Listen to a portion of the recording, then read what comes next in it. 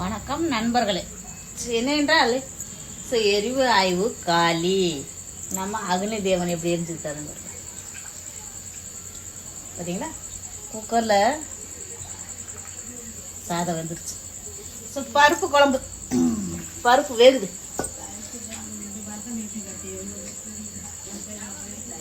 வந்துட்டாங்க பேசிட்டு. பருப்பு குழம்பு வேகுது.